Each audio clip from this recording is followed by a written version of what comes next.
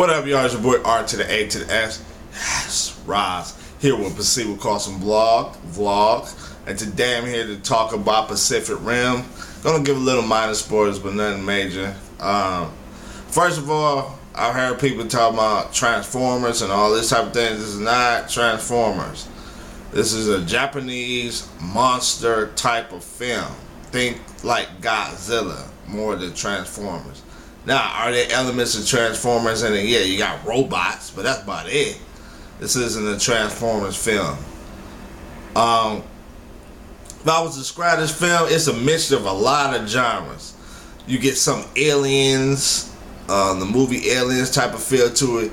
You get some Jurassic Park, like chasing people type of feel to it. You get some, like I said, Godzilla with the whole big giant monsters and, different species, not different species, but different types of monsters. These monsters, let me talk about the monsters. They're very intelligent. They have a plan. These aren't just some stupid monster you just shoot and kill. These are some very smart, intelligent monsters. So yeah. Now, robots. There are some very giant robots. I mean, the major thing about this film, like when you're looking at, I saw it at 3D film. Forgot the name of it. It wasn't Imagine, but I mean, it was a pretty big screen. I would love to see this in an IMAX, but the way they did the monsters, like you're like literally tilted up just to see like the top of the monsters. It's like walking buildings to see these monsters. It's pretty amazing. Now, looking at some of the actors, of course, you got to go with Idris Elba. He plays Marshall, he's basically like the general. He's in charge of this, I guess you could say, robot program that's designed to stop and battle with the aliens who come from another planet, but they, you can tell by the title, they enter in through the water, through the Pacific, I guess the Pacific Ocean, Pacific Rim. So they enter in through the water. And so, and they be battling, the robots be battling these monsters. And Idris, he's definitely in charge, alright? Idris is definitely in charge. He is definitely the man. And some folks try to get out of line, but he put him in place. So I like to see a brother in charge. Alright, that brother is in charge. Can't remember, I forgot the Asian woman's character name, but if you watch some of the trailers, she probably not going to appeal to Americans because she definitely has that submissive, respect and honor type. She comes from that culture, which I have no problem with. Ain't nothing wrong with a woman who's submissive and respectful. I like that. That's a joke. That's a joke. All right. Anyway, maybe that was a joke. I don't know. But anyway, her character talks a time, but she doesn't talk much. She definitely got skills when it comes to fighting, but I can see some Americans not liking that because she's not American, But I thought her character was decent. Then you got the main hero guy. He's just a all-American guy. Your typical what you expect hero guy, the main character.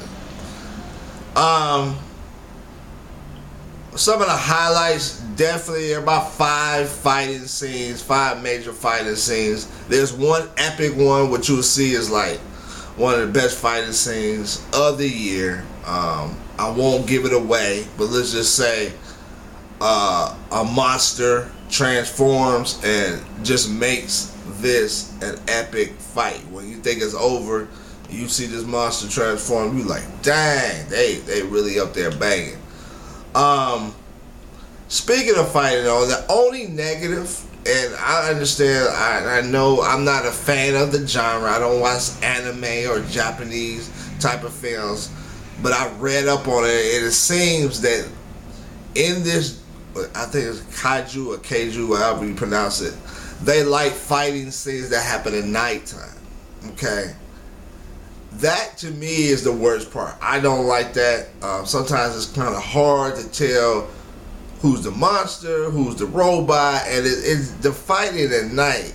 And I'm sure it saves money, but it really takes away from some of the epicness if it would have just been in the daytime. Like I've seen some Godzilla films, happen in the daytime. That really takes it away from me. To really put some fights up there, but there are some. Like I said, one classic fight, couple good fights, a couple okay fights, nothing really major. So, got like a half-hour build-up on some of the, the storyline, and some of that, it's just, again, like stereotypical, cheesy type of stuff. You know what's going to happen, it's predictable. You got a guy that's against, the heroes, you would expect that. It's very cheesy, the music cheesy, and just over dramatic type of stuff that happened in here. But again, it doesn't take away from what you came to see it for, and that is the fighting scenes and the action. Like I said, to me it delivers, and that's what you really go to see this movie about. I mean, the storyline isn't horrible. This is, if you're expecting something like Transformers, like to be busting out laughing all the time or anything like that, that's not this type of film. There are some funny scenes, but it's not a comedy like that, like a little spoof film. This is, pretty much serious, and it's good to see all these people groups, all these different nations come together to fight against the monsters. You know what I'm saying? They put race and everything else aside as a united front against the monsters. So I thought that was good as well. You see a lot of teamwork in here as well. So I would give this movie between a B and a B plus. Not a classic to me, but a very solid film. And hopefully it really changes, what's a new genre, for this generation. Of course, we grew up on Godzilla, some of us older people, but some of these younger people are not really exposed to monster films like this. If successful, this might bring in a new genre. We'll see.